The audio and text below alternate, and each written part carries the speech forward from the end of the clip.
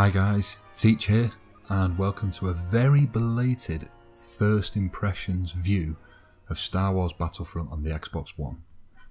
I say belated because I was very much excited at the prospect of a new Battlefront game on the Xbox One. In fact, the very first since the game was very first announced when the Xbox One was released, it was the most anticipated title, not just for me but for a lot of the lads that I play with as well.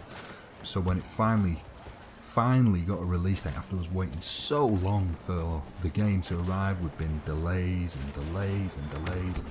The excitement was just, you couldn't contain it. It was such a great feeling knowing that we were finally getting a Battlefront game here on the Xbox One. And then along came the beta. To say I was disappointed is very much an understatement. Even though we had the beta for a number of days, I actually only played it for around about an hour, maybe an hour and a half. It was, in my opinion, poor for a few reasons. Although the game still sort of feels a little bit that way, it just felt as though it was aimed a little bit too much at the casual gamers. And that's no offence towards any casual gamers. I understand it's the way it is, but having played a lot of competitive gaming titles, not necessarily a competitive gamer myself, but having played a lot of competitive gaming titles over the years, I've always needed a shooter that's just got a little bit more, a bit of oomph when you're really trying to do your best. It's a very much a try hard type of game, and unfortunately for me, Battlefront didn't quite get to those levels. So the beta very much came and went, and when it went, so did any excitement or anticipation I had for Battlefront at all. Just left as well, which was such a shame. As I say, my excitement had been so big for nearly 3 years from when I first sort of seen the first announcement trailer of the AT-AT's foot going into the snow. From that point to the point I left at the beta was huge highs and certainly massive lows.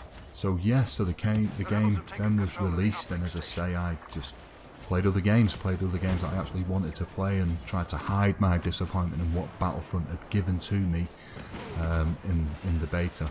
And then fast forward to just 2 or 3 days ago, and as is often the case, you've got all your games going on at the current time, and I play with a few of the lads here in quarantine, and we have a few games that we play all the time. And then I just found myself with pockets of time that I wanted to play something else. I just needed to play something fresh, something new. So I started to hit the dashboard and started to look at a few games that maybe I'd already passed up on, that maybe I shouldn't have and should have maybe give a try. And yeah, Battlefront was one of the contenders. Having then found Battlefront on quite a great deal on G2A.com, I'm sure a lot of you guys have used it yourselves in the past. I decided to take the plunge, what was effectively practically half price, So although when I played the beta, I sort of decided it certainly wasn't a £60 game, I think at around about 30 quid, it was certainly worth a shout. And wow, am I glad I did. Having only really played Walker Assault and Hoth, because that was the best game mode to play on the beta, it really showcased the game's abilities. Having only really played that game mode, having a fresh look at different game modes in a fresh light it's been great. It really has been a different thing entirely.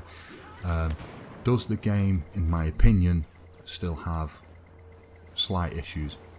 Yes, it does. It has a few issues, not least the fact that it doesn't have a single player campaign.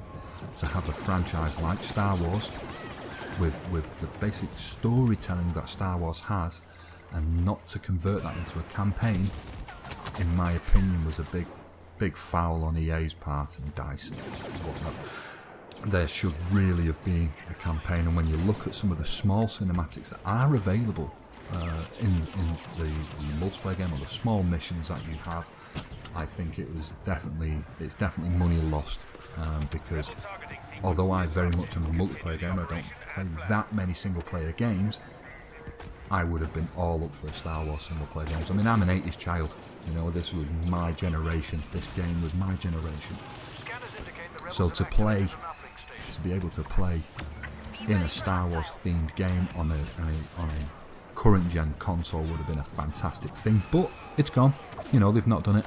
I would imagine that they probably never will do it now. It's been and gone. I think EA have decided where their market is on this game, and it is to have sole multiplayer, to put out a whoppingly expensive season pass that I've held back on for now. I'm going to reserve judgment until the first couple of DLCs come out, and then I'll maybe make a decision thereafter. But I always find it quite hard to buy a season pass because I never know. I never really know whether I'm going to be playing the same game in 9 months' time, and it's around about 9 months until you get your last installation of your season pass. So I've held off.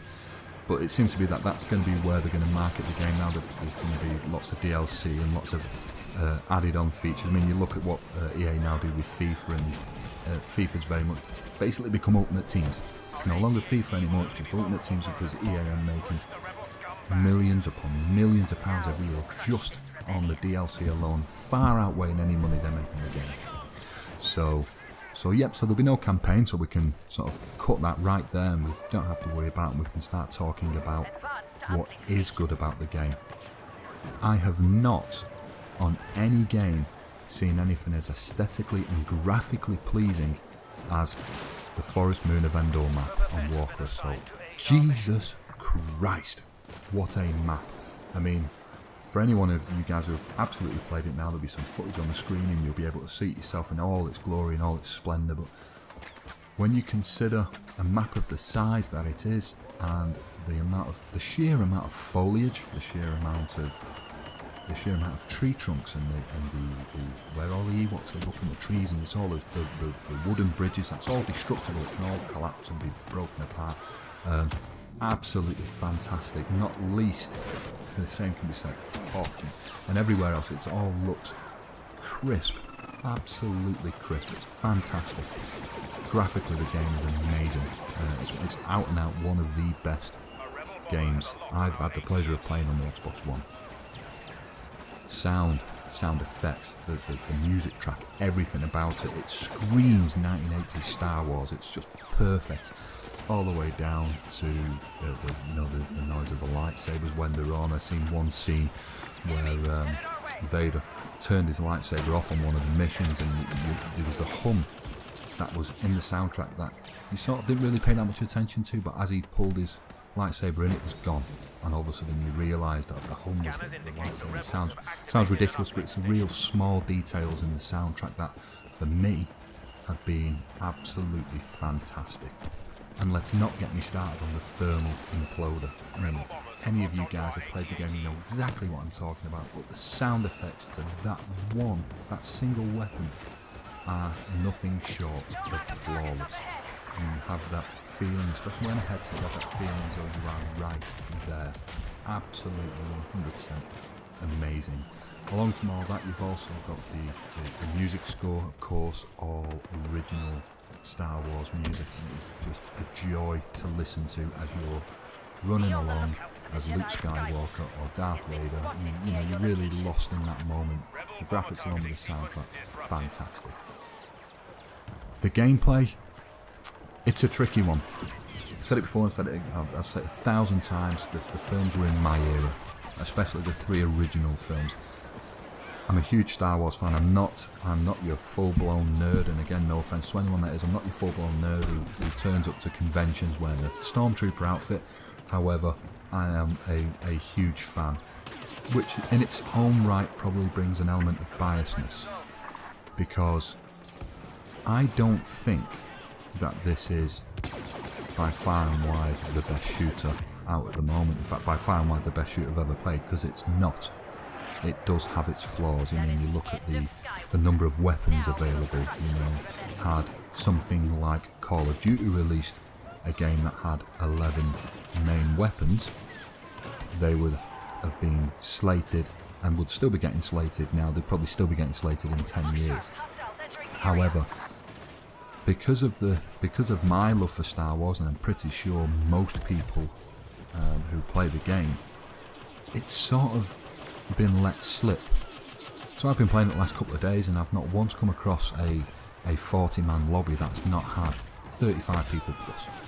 You know, the game still has a lot of people playing it a few weeks after release, and we've been here in the past, we've had games that have been lived up to big hype, and a few weeks later, no one goes near them. Watch Dogs, to name, you know, just one example of one of these games that have been built up for years and years and years, and it gets released, and then it just drops off because nobody's interested. It's not a game that was promised in the first place, and I still believe that's the case with Star Wars. However, come on guys, it's Star Wars. You know, the clue's there. You know, they could have released something that's 50% more garbage than what we've been given, and it would still be full to the fucking brim of people who want to play a Star Wars game. And that's the trick. You see, I actually really enjoy it. It's a fantastic game. Is it because the gameplay is fantastic? No. In fact, I'm absolutely guarantee you that is not the case. It is because it is Star Wars. Out and out. Nothing other, nothing more, nothing less. The game is a very much enjoyable game. You know, the game doesn't have any severe faults when you're playing it. I've seen a couple of little lag glitches, a couple of little issues when playing it, but I mean, there's not that much wrong with the game. It is just not, in my opinion, a 10 out of 10. In real terms, had it not been Star Wars, I would have already put it down by now. It would have barely got an hour on my system. Because it is Star Wars. Unfortunately, guys, I can see it getting another 50, 60, 70, 80, 90 at the moment.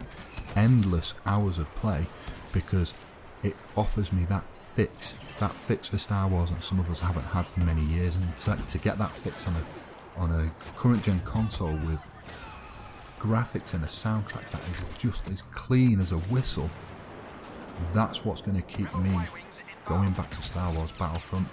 And as I say, I made that choice early on not to bother buying it new, and I will say one thing guys, I am pleased as punch that I bought it now. And for me, I would say go out and get it.